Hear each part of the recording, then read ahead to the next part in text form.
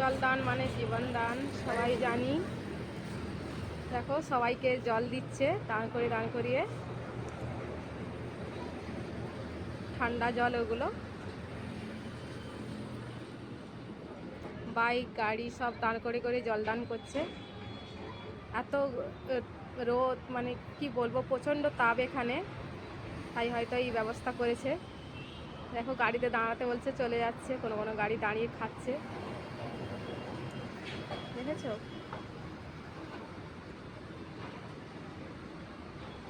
দেখে খুব ভালো লাগলো।